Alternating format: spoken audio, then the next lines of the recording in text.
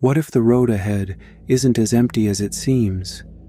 America's highways, especially those stretches called the loneliest roads, have witnessed real, documented horrors, sometimes as simple as a pair of impossible headlights in the rear view that shouldn't be there. Every account you're about to hear comes straight from police records, news reports, and first-hand testimony. Here on The Pale One, we bring you true stories that have been researched, verified, and documented. I'm your host, and tonight, we're riding along with America's truckers into their most chilling encounters with the unknown. Truckers cross these vast, isolated highways every night, and some find themselves stalked by threats no one else can see. Tonight, you'll hear 10 disturbing accounts from drivers who survived encounters with invisible predators. Not every shadow in your mirror is just a trick of the light. Sometimes, something is out there, watching, waiting, and following you through the night. If you're new here, hit subscribe to uncover more true, unexplained highway horrors. And it all begins on a stretch of Nevada asphalt, where the darkness hides more than just empty desert. Phantom headlights is the name truckers give to a certain kind of fear that creeps up when you're alone on an endless stretch of road. Highway 50, the loneliest road in America, stretches endlessly through Nevada's desert. In the early morning hours of September 17, 1994, Martin Owens, a veteran trucker with nearly 20 years behind the wheel, set out from Salt Lake City to Sacramento.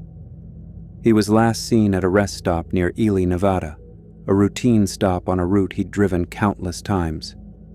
Owens preferred the isolation of the night, trusting his experience to carry him safely across the empty miles. But this night would be different.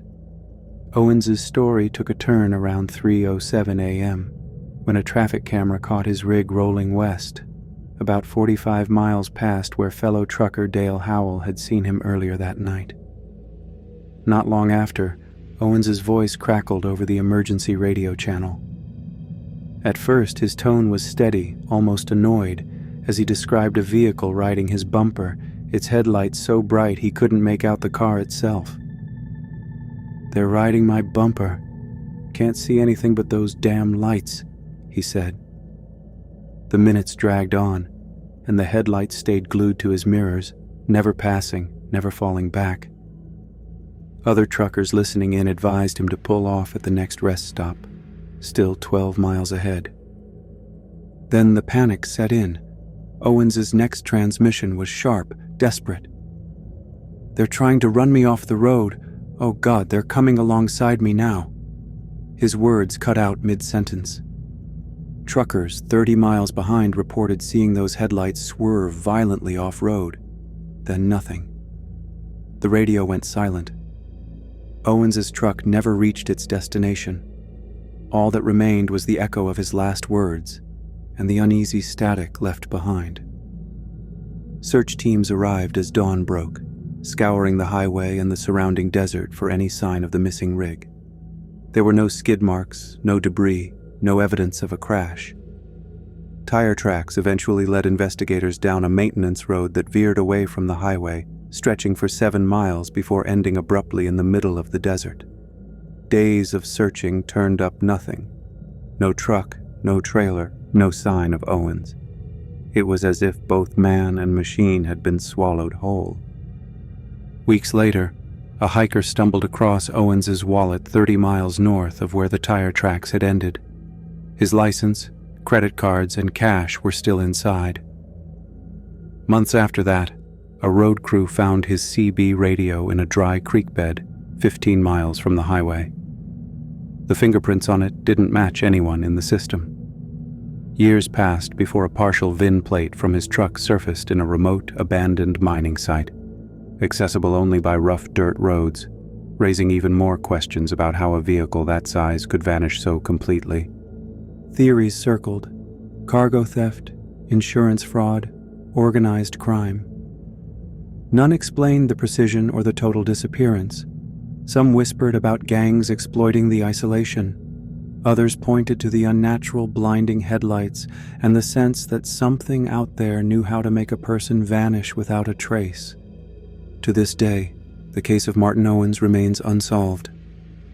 Truckers still talk about the phantom headlights, warning each other that on roads like these, you can become invisible in a heartbeat. And sometimes, the real danger isn't just who's following you. It's the stretch of highway itself and the stories it collects. Some places earn their reputation not from the landscape, but from what's happened in the shadows. The Cactus Creek Rest Area in southern Utah, surrounded by red cliffs and open desert, is one of those places. Most truckers know it as Dead Man's Curve.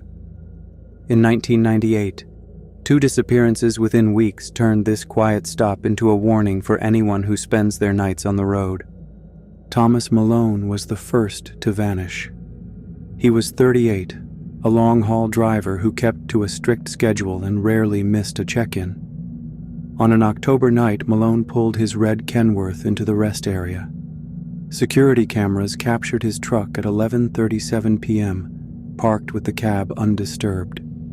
When morning came, the truck was still there, door slightly open, but Malone was gone. No signs of a struggle, no indication of where he'd gone, just an empty cab and a growing sense of unease. 3 weeks later, Darlene Wilcox, another experienced driver, stopped at Cactus Creek during a late-night haul. She kept up regular radio contact with colleagues until her transmissions abruptly stopped. Her truck was found 2 days later, parked almost exactly where Malone's had been. Inside, her thermos was still warm, her logbook open mid-entry. Security footage from December 9th showed a man of average height, wearing a cap, knocking on Wilcox's door at 2:17 a.m. After that, there was nothing. Wilcox had vanished, leaving behind a scene that looked untouched, except for her absence. The investigation stalled until hikers discovered an abandoned mine shaft approximately 15 miles southwest of the rest area. Inside, authorities found human remains concealed under debris. DNA confirmed the worst. Malone and Wilcox had both been murdered. Among the remains, investigators recovered a tattered leather notebook. Inside were lists of names, including both Malone and Wilcox, along with scattered notes written in detached clinical language. The case broke open with the arrest of Edward Crane, a former psychology professor whose career had collapsed after he proposed research considered unethical by his peers. Crane had drifted through the region, often seen at rest stops and truck plazas, blending in with the transient world of long-haul drivers. He approached his victims with stories of car trouble or medical emergencies, using the trucker's instinct to help as his way in. Once close, he incapacitated them with a concealed stun gun and transported them to abandoned mines where he kept makeshift holding cells. The notebook and journals found in Crane's possession revealed a chilling mindset. He described his crimes as experiments, recording his victims' responses to isolation as if they were part of a study. Crane's arrest in Cedar City came after a routine traffic stop. Police found multiple fake IDs, a police scanner, and maps with remote rest areas marked. A search of his home uncovered more journals and belongings taken from victims.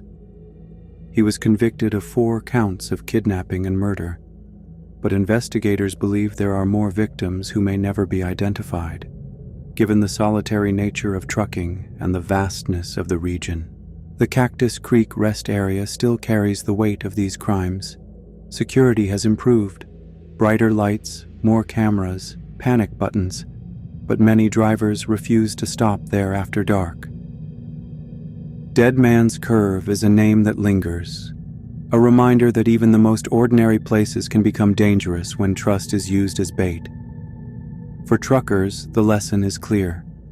The places meant for safety can sometimes be the most vulnerable. Blind spot isn't just a term from the road, it's a reality that can close in when routine and trust are taken for granted. On March 12, 2005, Ray Simmons pulled into the Blue Mountain Truck Plaza in rural Pennsylvania, expecting nothing more than a hot meal and a few hours of rest. He was a reliable long-haul driver, hauling consumer electronics to New York. He visited the diner, returned to his truck, and vanished. By morning, his absence was impossible to ignore. His truck sat idling where he'd left it, the cab undisturbed, wallet and keys untouched, the driver's seat still adjusted to his height. Simmons, though, was gone. The local search turned up nothing.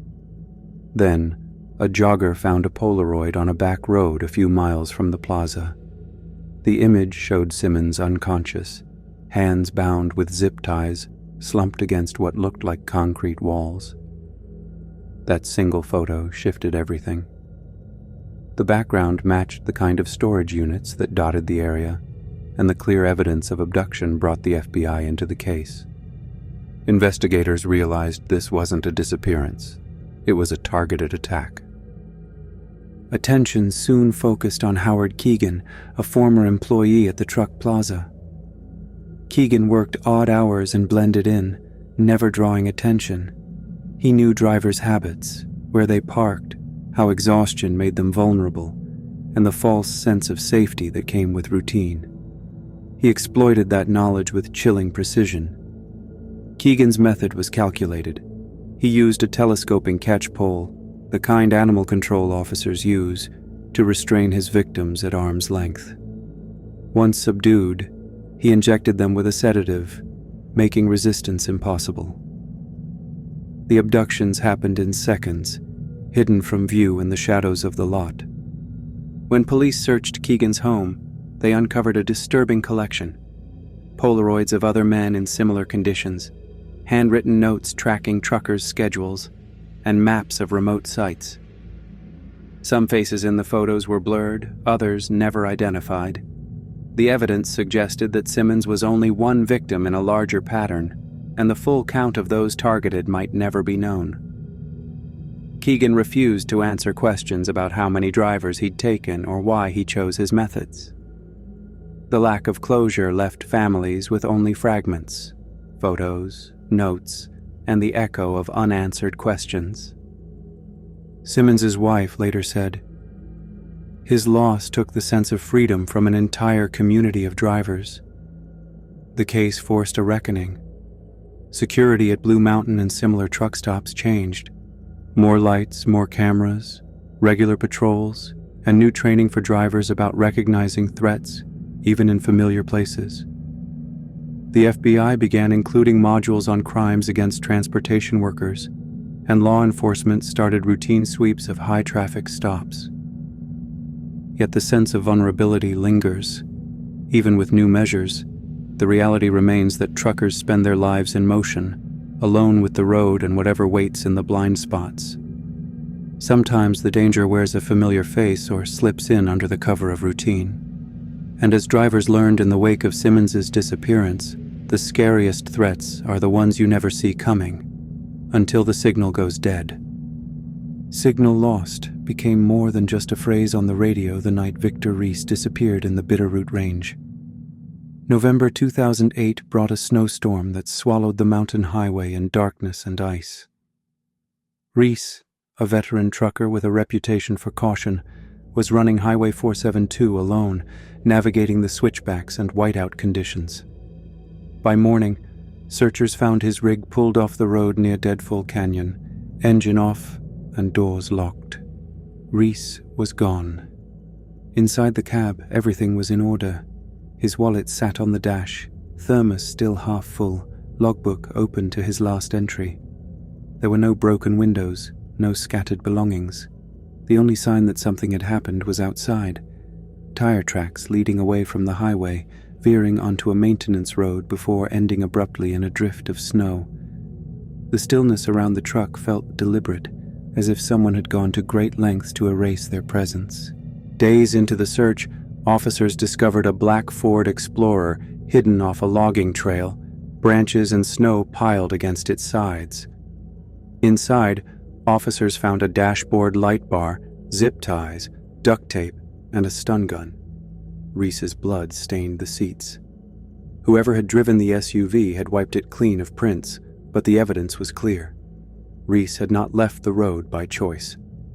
The investigation broke open when Leland Gaines was arrested in Wyoming for impersonating a police officer. Gaines drove a white SUV with concealed emergency lights, echoing reports from the night Reese vanished.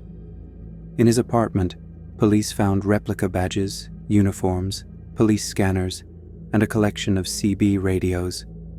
On his laptop, folders labeled routes and drivers mapped out remote highways, cell coverage dead zones, and truckers' routines. Surveillance photos of Reese and others showed just how closely Gaines had studied his prey.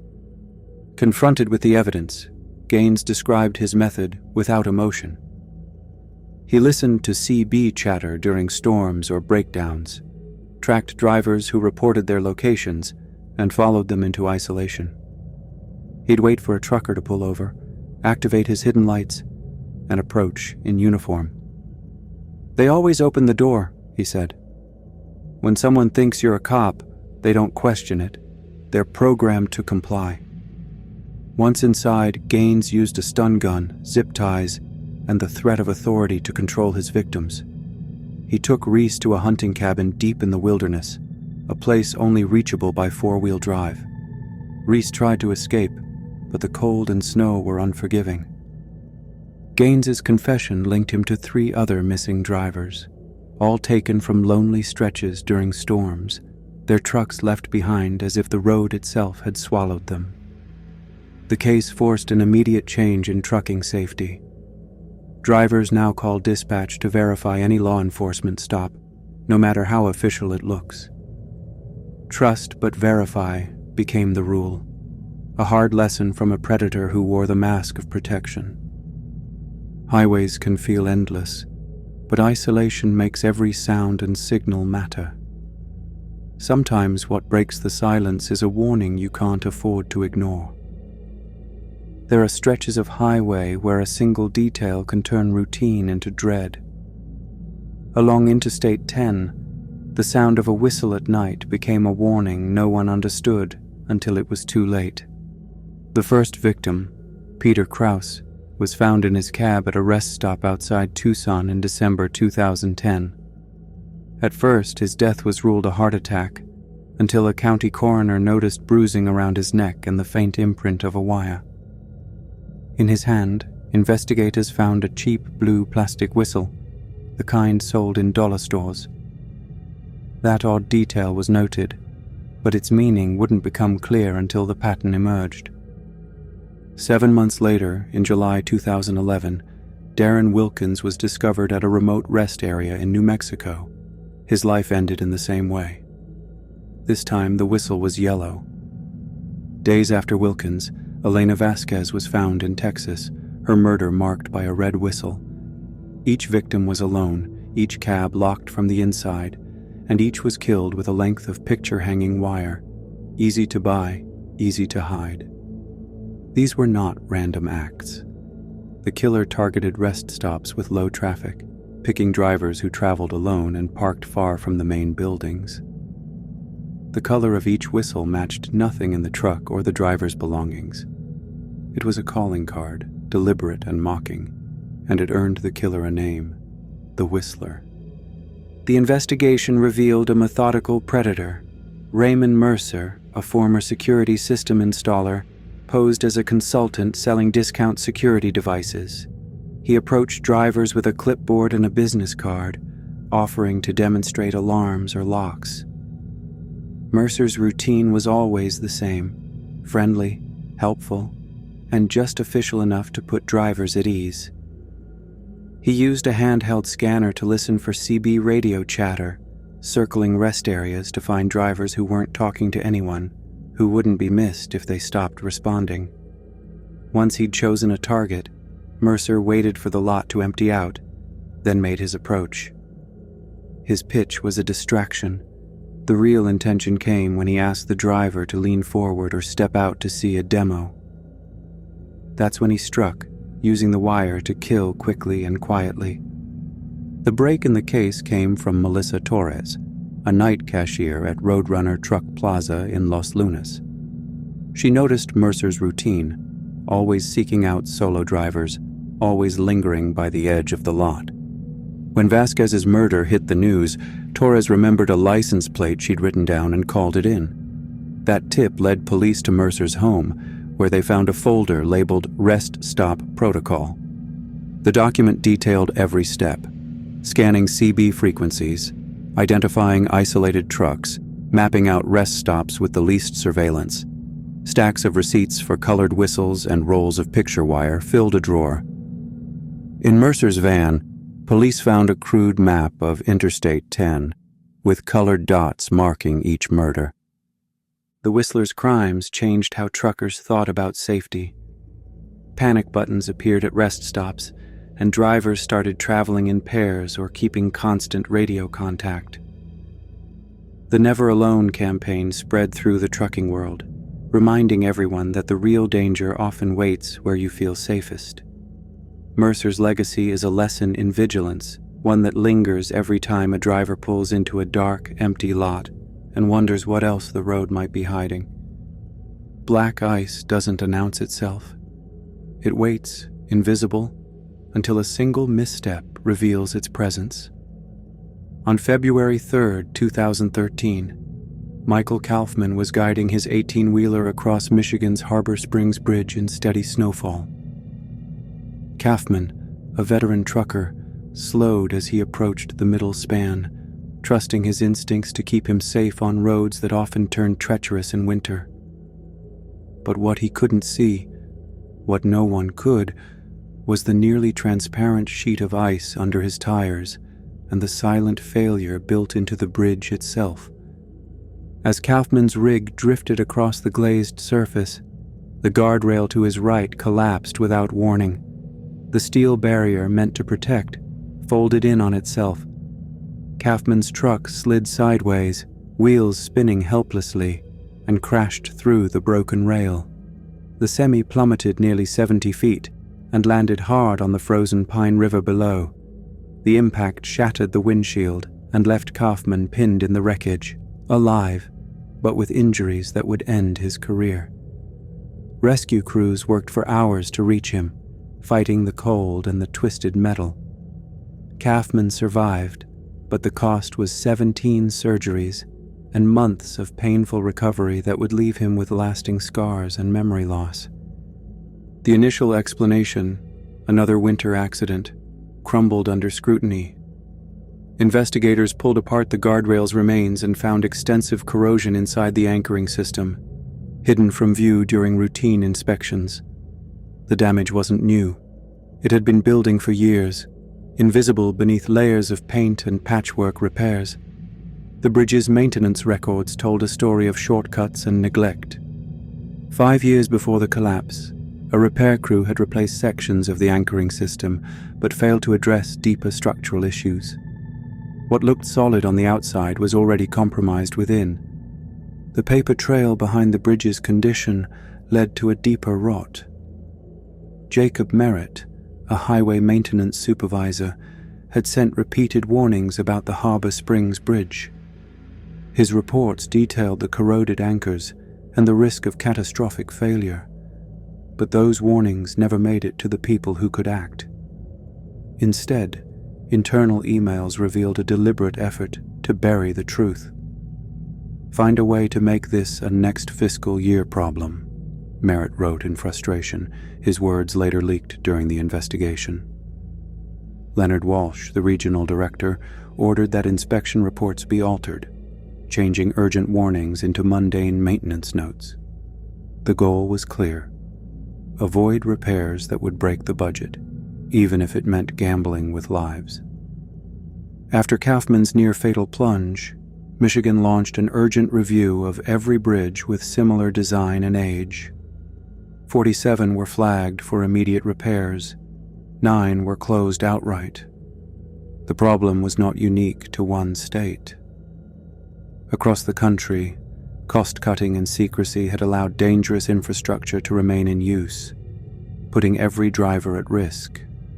The fallout forced change. The Infrastructure Transparency Act, known as Kaufman's Rule, required every state to make bridge inspection reports, repair histories, and budgets public. The trucking community rallied, establishing anonymous reporting systems to flag hazards before they could claim more lives. But for drivers like Kaufman, trust in the road had been permanently shaken. Sometimes the most dangerous threats aren't the ones you can see or hear. They're waiting, silent and invisible, until the world changes in an instant, when the ordinary becomes a fight for survival. Smoke in the mountains isn't a legend. It's a record of what happens when nature's fury outpaces every warning. On August 17, 2018, the Cedar Creek fire in the mountains west of Interstate 5 shifted from a manageable risk to a full-scale emergency within hours of a sudden wind change. That morning, the fire smoldered at 8,000 acres. By midday, whipped by gusts nearing 50 miles per hour, it exploded to over 25,000 acres, overrunning containment lines and pushing directly toward the highway.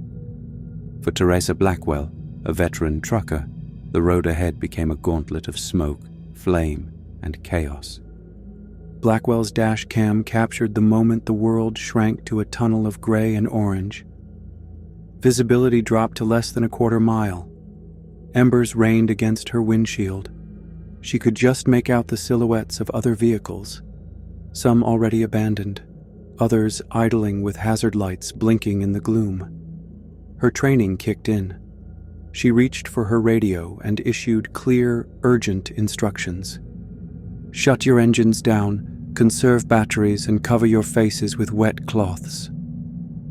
The broadcast cut through the confusion, reaching truckers and motorists who might otherwise have panicked or made fatal mistakes. Blackwell's direct, steady tone became a lifeline. Her cab, sealed against the choking air, became a command post.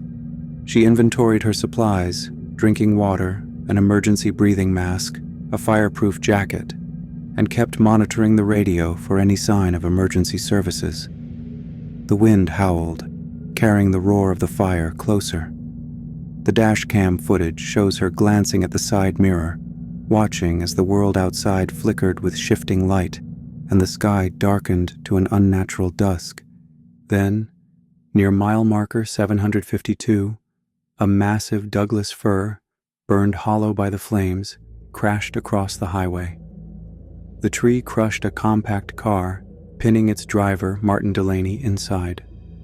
Blackwell didn't hesitate. She grabbed her gear and left the relative safety of her cab, moving through the smoke and heat toward the wreck. The air shimmered, and the ground was hot enough to blister skin.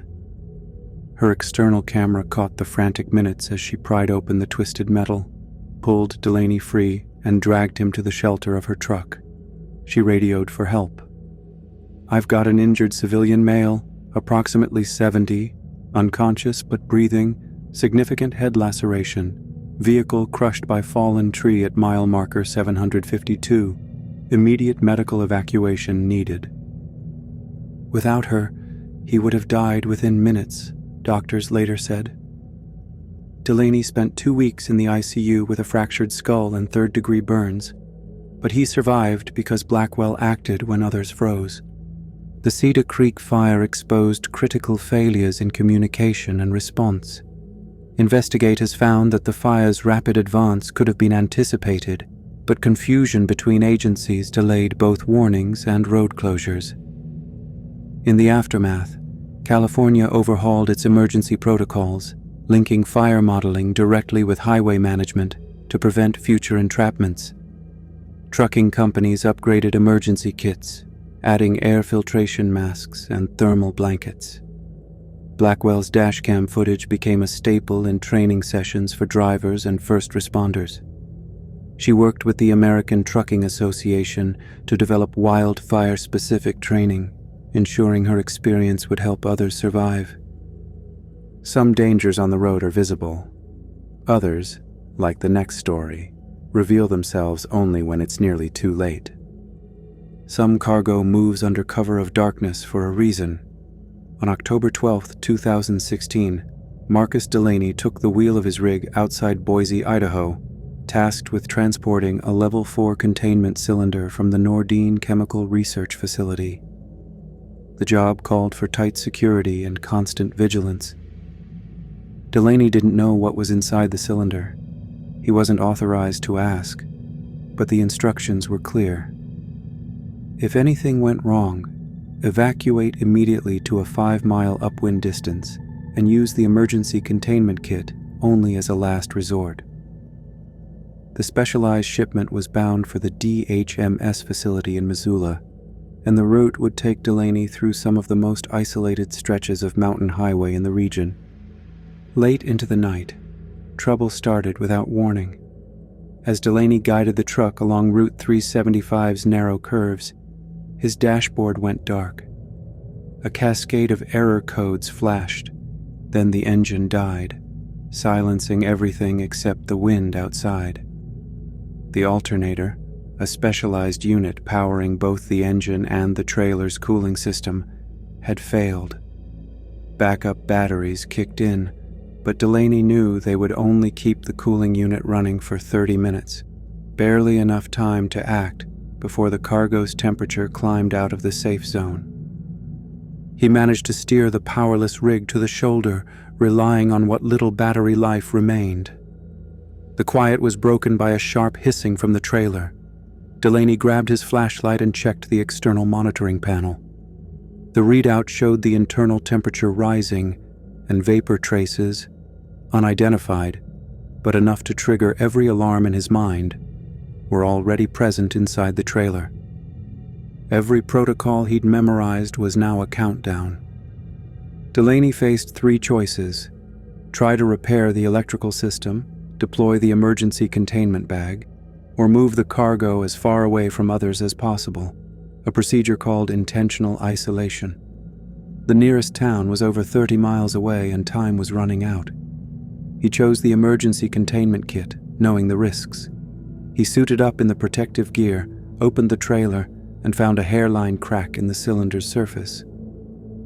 Vapor curled from the breach, nearly hidden by frost on the metal.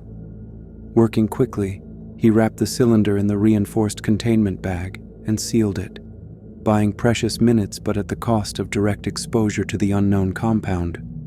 The process took 7 minutes, each one stretching longer than the last. With the cylinder secured, Delaney turned to the last step: isolation.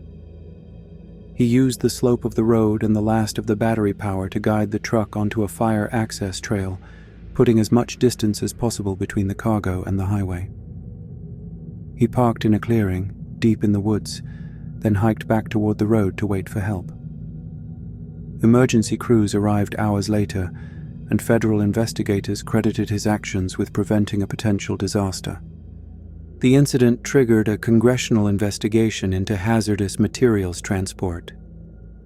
New regulations soon required stricter escort requirements and real-time monitoring for Level 4 shipments. Some details of Delaney's route and the material's identity remain classified, a reminder of how much is kept from public view. Delaney never returned to hazmat driving. The weight of that night stayed with him, shaping new standards for safety and training in the industry. There are moments when a single decision on a dark road can change everything, when the margin for error disappears and survival depends on calm under pressure. Sometimes it's the cold, relentless force of nature that tests a driver's resolve. Whiteout is a word that means something different to every trucker, but for Curtis Hoffman, it became a test of judgment on January 12, 2017. He was westbound on I-94 in North Dakota, hauling agricultural equipment as a rare mesoscale snow band, an intense, localized band producing more than 4 inches of snow per hour, swept across the plains. Winds gusted past 70 miles per hour, flattening visibility and turning the world into a swirling, featureless void. Most drivers would have pressed on to the nearest exit, following protocol and hoping to outrun the storm. But the road had other plans. Through the blur of white, Hoffman spotted a car buried in a drift, its hazard lights barely visible. Inside, Rebecca Keller and her 2 young children sat huddled together. Their car had spun off the road as the blizzard intensified, and now the heater was failing. Fuel was almost gone, and the temperature inside the car was falling fast. Emergency services, already overwhelmed by the scale of the storm and a flood of accidents, couldn't reach everyone. Standard procedures said to keep moving and report the stranded vehicle, but Hoffman saw the desperation on Keller's face and made a different choice. He pulled his rig as close as he could, using its bulk to shield the car from the wind, and forced his way through the snow to reach them. Keller's children were shivering, their breath clouding the icy air. Hoffman wrapped them in blankets he kept for emergencies and led them into the cab of his truck, where the engine's warmth offered a fragile barrier against the storm outside. Supplies were limited, just enough food and water for a single driver, but he shared what he had and rationed it carefully. As the hours dragged on, the snow kept falling, and the wind only grew stronger. Hoffman knew the risks didn't end with the cold. He checked the truck's exhaust pipe again and again, clearing away snow to prevent carbon monoxide from seeping into the cab, a silent danger that could kill them all without warning.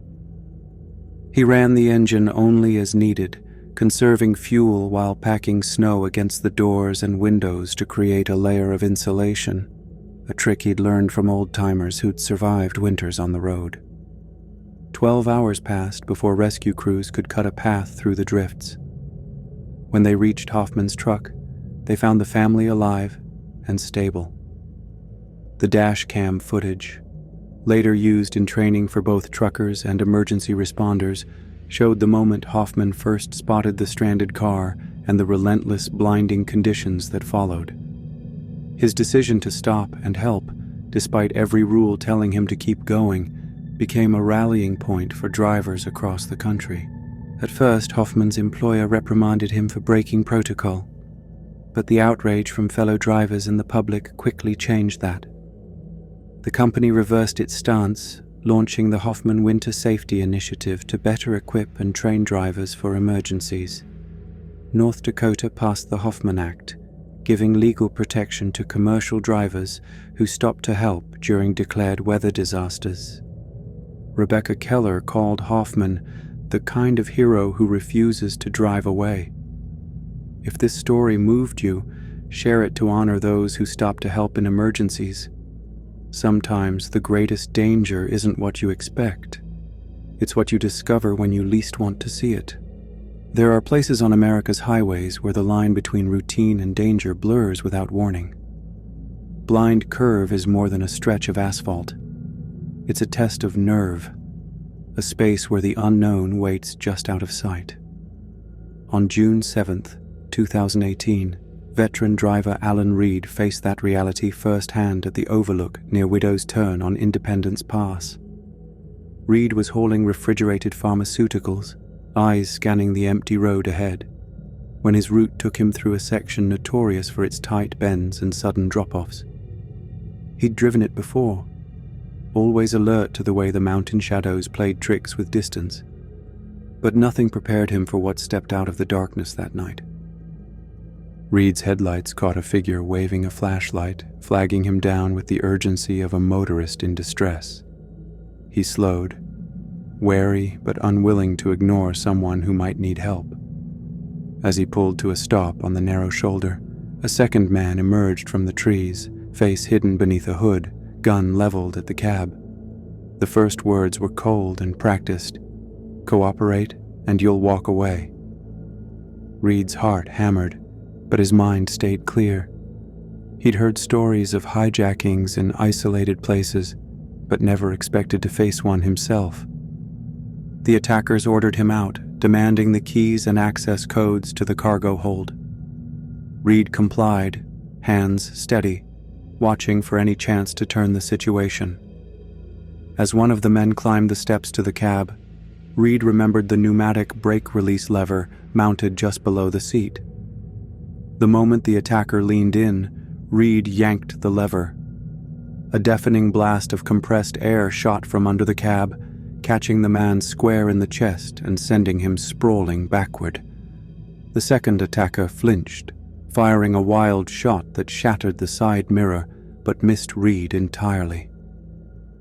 Reed used the chaos to scramble back into the driver's seat and slam the door.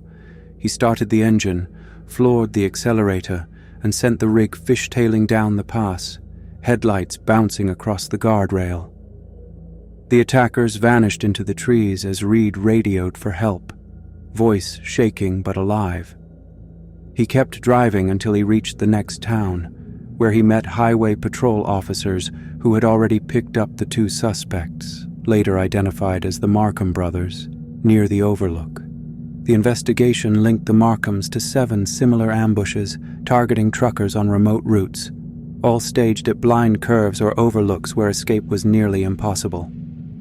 Reed's quick thinking and use of his truck's unique features didn't just save his life, it exposed a broader network of organized attacks that had gone undetected for months.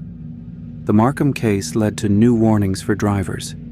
Never stop on a blind curve, always verify distress calls, and use the cab's defenses when threatened. Reed's story spread through trucking forums and safety briefings, a reminder that even the most experienced drivers can become targets in the wrong place at the wrong time. The stories tonight trace a pattern: hidden threats, calculated risks, and the constant need for vigilance. Each account is a testament to the strength and resourcefulness demanded by life on the road. As these stories fade into the rear view, what remains is the reality that every mile holds its own secrets, and every driver carries more than just cargo. That flash of impossible headlights in the dark isn't just a memory. It's a warning that shaped every story tonight. The open road reveals the true cost of survival, from the calculated acts of predators to disasters hidden in plain sight. Each case has left its mark, fueling industry reforms, GPS tracking for unusual stops, emergency alerts, and the buddy system for remote routes. The advisory to verify law enforcement identities before opening a cab door came too late for some, but now, their vigilance shapes every mile we travel. If you found these stories eye-opening, like and comment on which case unsettled you most. On these silent roads, who's really watching you?